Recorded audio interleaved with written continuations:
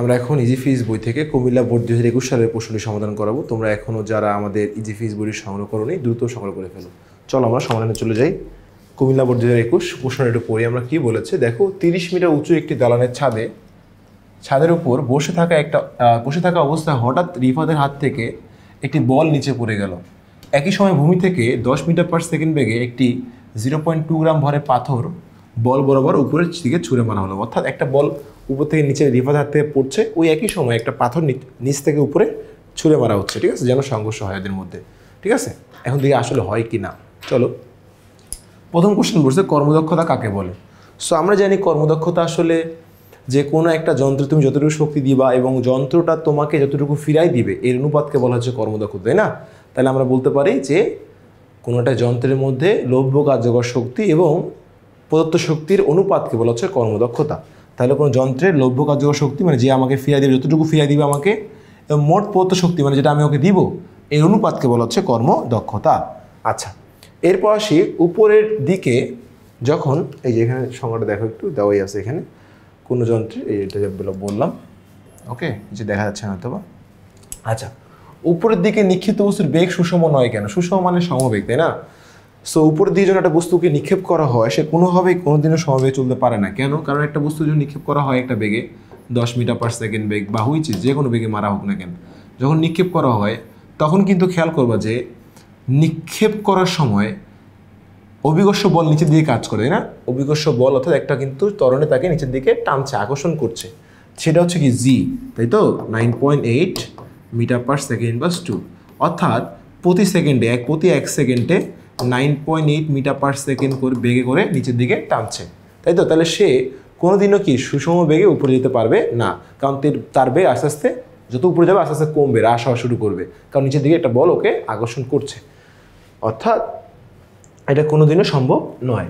তাহলে আমরা যদি একটু বইয়ের ভাষায় এক্সপ্লেন করতে চাই তাহলে কী করবো দেখো, যে উপরের দিকে নিক্ষিপ্ত বস্তু সুষম নয় কারণ অভিকর্ষ বল সবসময় কেন্দ্রের দিকে কাজ করে, এটি বেগের মানটা কমিয়ে দেয়। যখন একটি বস্তুকে উপরের দিকে নিক্ষেপ করা হয় তখন অভিকর্ষ বল বস্তুর বিপরীত দিকে কাজ করে, যার ফলে বেগ কমতে থাকে। যেটা তোমাদের আমি বললাম, যখন বস্তুটি তার সর্বোচ্চ বিন্দুতে পৌঁছায় তখন এর বেগ কী হয়ে যায় বলো তো? শূন্য হয়ে যায়। সর্বোচ্চ বেগে শেষ বেগ কী হয়?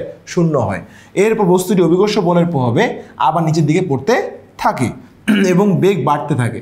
তাই বলা যায় অভিকর্ষ বলের প্রভাবে বস্তুর বেগ ক্রমাগত পরিবর্তন হয়, তাই বেগ সুষম থাকতে পারে না। ঠিক আছে, এবার আমরা এক্সপ্লেন করে দিব। এবার আসো গ নম্বরে যাই। গ নম্বরে কী বলেছে? সর্বোচ্চ উচ্চতায় পাথরটির বিভব শক্তি কত? কোন পাথরটি বলো দেখি? একটি 30 মিটার উঁচু একটি দালানের ছাদের উপর থেকে বসে থাকা অবস্থায় হঠাৎ রিফাতের হাত থেকে একটি বল নিচে পড়লো।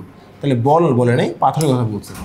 একই সময়ে ভূমি থেকে সাদিক 10 মিটার পার সেকেন্ড বেগে, তার মানে হচ্ছে এই 10 মিটার পার সেকেন্ড বেগে ঢিল মারছে।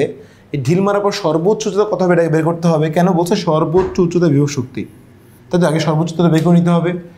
H = u² বাই কি বলতো 2g। কেন ভাইয়া? নিক্ষিপ্ত বস্তুর সর্বোচ্চ উচ্চতা বেগের সূত্র হচ্ছে H = u² বাই 2g। 10 বেগে মারা হয়েছিল, তাহলে u10 2 × 9.8 10² ভাগ 2 × 9.8 মান আসবে হচ্ছে এত কম 19.6, এত কম আসে 5.10, খুবই কম, এত মিটার। ঠিক আছে, এখন এই হাইটে আমরা বিভব শক্তি বের করবো, ভি বের করবো, ভি mgh। তাহলে এম ছিল 0, কত ছিল এম? 0.2 গ্রাম, এত কম। দেখি কেজি হবে এটা, একটু দেখি আমরা আনসারে। মনে হয় ভুল লিখছে নাকি প্রশ্নে, গ্রাম তো এত কম হওয়ার কথা না। এম তো 0.2 গ্রামই, আচ্ছা গ্রামই আছে, এত কম দিছে আসলে, খুবই সূক্ষ্ম মান দিছে আর কি। গ্রাম মানটাকে দিয়ে আবার 1 দিয়ে ভাগ করতে হবে, অর্থাৎ 0.2 × 10⁻³ কারণ 1 দিয়ে ভাগ করলাম।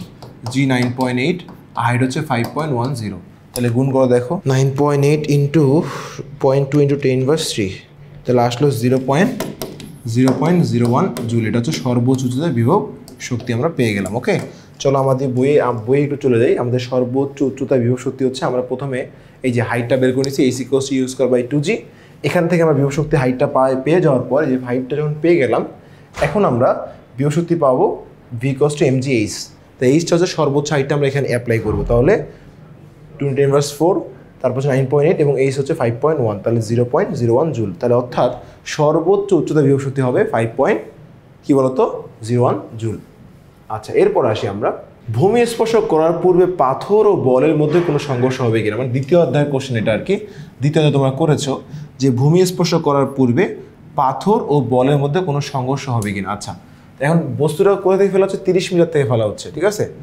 তাহলে এখন যদি একটা বস্তু উপর থেকে, আমি একটু যদি মধ্যে একটু দেখাই, 30 মিটার উপর থেকে একটা বস্তু পড়ছে, হ্যাঁ 30 মিটার উপর থেকে একটা বস্তু পড়ছে, বল, হ্যাঁ বিতে বল মনে করলাম, এতে হচ্ছে পাথর।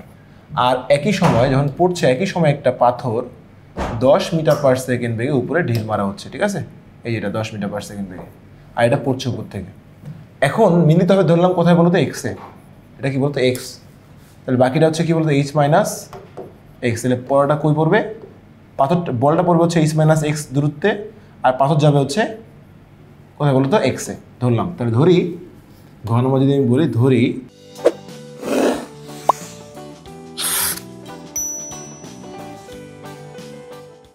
এক্সে মিলিত হবে, ঠিক আছে, মিলিত হবে।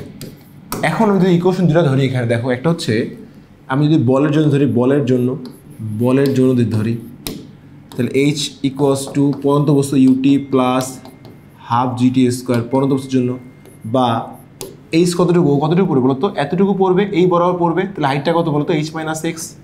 তাহলে 30 মাইনাস এক্স, এই যে হাইট পুরোটা 30, এটা মাইনাস এক্স ইকুয়ালস আদিবেগ পড়ার সময় 0, হাফ 9.8 টি জানি না, টি স্কোয়ার রেখে দিলাম, বা 30 মাইনাস এক্স, তাহলে হাফ দিয়ে 9.8 4.9 টি স্কোয়ার। এটা হচ্ছে আমরা 1 নম্বর সমীকরণ ধরলাম। এবার পাথরের জন্য যদি আমি করি, পাথরের জন্য তাহলে খেয়াল করো এই সেম কাজ, u t minus half g t square. তাহলে বা এই যে এইচটা কত, পাথরটা কই যাবে বলতো, কোথায় মিলিত হবে, এই এক্স উচ্চতায় গিয়ে মিলিত হবে। তাহলে এক্স আদিবেগ কত, 10 মিটার পার সেকেন্ড ঢিল মারা হয়েছে, মাইনাস কেন নিক্ষিপ্ত, 10t মাইনাস হাফ 9.8 টি স্কোয়ার। তাহলে আমাদের এখানে বা বলতে পারি এক্স সমান 10t মাইনাস 4.9 টি স্কোয়ার। তাহলে এটা হলো আমার 2 নম্বর সমীকরণ। অর্থাৎ আমি কিন্তু এখনও কিন্তু ওইভাবে কোনো কাজ করি, জাস্ট আমি একটা ইকুয়েশন হাইটটা বের করছি, এই হাইটটা বের করছি যেখানে ওটা মিলিত হবে, এই পয়েন্টে যেখানে মিলিত হবে। এখন যদি আমি 1 আর 2টা যোগ করে দিই, খেয়াল করো, আমি যদি 1 আর 2টা যোগ করে দিই, তাহলে একটা দেখো সিচুয়েশন দাঁড়াবে 30 মাইনাস এক্স, আমি বাম পক্ষগুলো যোগ করবো, প্লাস এক্স ইকুয়ালস টু ডান পক্ষগুলো 4.9 t square plus 10t minus 4.9 t square. তো এটা কাটা গেল, এক্স কাটা, তাহলে 10t, তাহলে t ইকুয়ালস টু 10 গুণ হয়েছে, দেখো টি এর সঙ্গে 10 গুণ হয়েছে, এটা যদি ভাগ হয়ে যাবে, তাহলে 30 ভাগ 10, অর্থাৎ 3 সেকেন্ড পর বলতো 3 সেকেন্ড পর এ আর বির সংঘর্ষ হওয়ার সম্ভাবনা রয়েছে। এখন যদি আমাকে তো বলে নাই যে কত সেকেন্ড পর মিলিত হবে, আমাকে বলছে সংঘর্ষ হবে কি না। তাহলে আমরা যদি এখন ধরছিলাম এক্সে, কোথায় ধরছিলাম, প্রথমে ধরছিলাম এক্সে মিলিত হবে। এখন টি এর মান যদি আমি এই 2 নম্বরে বা 1 নম্বরে বসাই, এক্স বের হবে না দেখো তো, তাহলে টি এর মানটা 2 নঙ্গে বসাই, 2 বা 1 যেখানে বসাই ইচ্ছা বসাই, 2 নঙ্গে বসাই, ঠিক আছে। বসাই কীভাবে খেয়াল করো, দেখো x equals two 10 into T ছিল 3 সেকেন্ড মাইনাস 4.9 3 স্কোয়ার। তো একটু দেখি আমরা, 30 মাইনাস 4.9 ইন্টু 3 স্কোয়ার মানে 9, 3 থেকে 9, মাইনাস আসছে মাইনাস 14.1 মিটার। অর্থাৎ আমার উত্তর যদি মাইনাস চলে আসে, তাহলে হাইটটা হচ্ছে কি ঋণাত্মক, অর্থাৎ এক্সটা হবে মাটির নিচের দিকে। যদি উত্তর ঋণাত্মক আসে তাহলে কখনো মিলিত হবে না, যদি উত্তরটা পজিটিভ আসতো তাহলে হ্যাঁ 14.1 মিটারে মিলিত হতো, তাহলে অর্থাৎ এটা কখনো মিলিত হবে না। এখন আমাদের বলছে কোশ্চেন দেখো, ভূমি স্পর্শ করার পূর্বে ভূমিতে কিন্তু আলটিমেটলি এ আর বি বা যেই বলো না কেন প্রত্যেক বস্তু মিলিত হবে, কিন্তু কারণ ভূমিতে তো একটা ঢিল মারছো একটা বস্তু উপর থেকে ফালাচ্ছ, এটা মনে করো এখান থেকে পড়ে এখানে চলে আসছে, এখান থেকে পড়ে এখানে চলে আসছে, এটা তো আসতেছেই, তো আলটিমেটলি ভূমিতে তো একসাথে দেখা হবেই কোনো না কোনো একদিন। তো বলছে ভূমি ছাড়া উপরে মিলিত হবে কিনা, সো উপরে আমরা দেখলাম মাইনাস আসছে যেহেতু অ্যান্সার, তাহলে মিলিত হবে না, তাহলে মিলিত হবে কি না, হবে না। তাহলে এখন আমরা চলো একটু বইয়ে যাই আনসারে। দেখো বই আনসারে কী আছে, এখানে আমরা ধরলাম, এই দেখো এখানে ওইভাবে ধরেছি ধরলাম এক্সে মিলিত হবে, তাহলে এটাতে এইচ হয়, ধরছি এইচে মিলিত হবে, বাকিটা কি বলতো 30 মাইনাস এইচ, ওরা এইচ ধরছে আমরা এক্স ধরছি, ঠিক আছে একই জিনিস, তাহলে বাকিটা 30 মাইনাস এইচ বলের জন্য, এটা হচ্ছে পাথরের জন্য। তাহলে ইকুয়েশন একটা কি, একটা বলের জন্য ইকুয়েশন করে নিছি আমরা, এটা পাথরের জন্য কারণ মাইনাস নিক্ষিপ্ত, আর একটা বলের জন্য ইকুয়েশন করে নিছি, এই যে বলের জন্য ইকুয়েশনটা আমরা করে নিয়েছি, এই যে বলের জন্য, এই যে বলের জন্য ইকুয়েশন করে নিয়েছি, বলের জন্য ইকুয়েশন করে নিচ্ছি আমরা, করছিলাম না এইচ মাইনাস এক্স, তাহলে ওরা তো এটা এইচ ধরছিল, তাহলে 1 আর 2 সমীকরণ যোগ করছি, যোগ করে দেখো 3 সেকেন্ড চলে আসছে। এখন টি এর মানটা 1 বা 2 যেখানে ভালো লাগে তুমি বসাও, আসবে হচ্ছে মাইনাস 14.1, অর্থাৎ মাইনাস আসার কারণে এটা কখনো সংঘর্ষ হবে না। আসলে তোমার বুঝতে, এভাবে করতে তুমি যেভাবে ধরো এক্স ওয়াই জেড যা ধরো তোমার ইচ্ছা, হ্যাঁ ইকুয়েশন একই আসবে। তো আসলে তোমরা এটা বুঝতে পারছো। এখন তোমরা যারা আমাদের ইজি ফিজ বইটি সংগ্রহ করোনি দ্রুত সংগ্রহ করে ফেলো।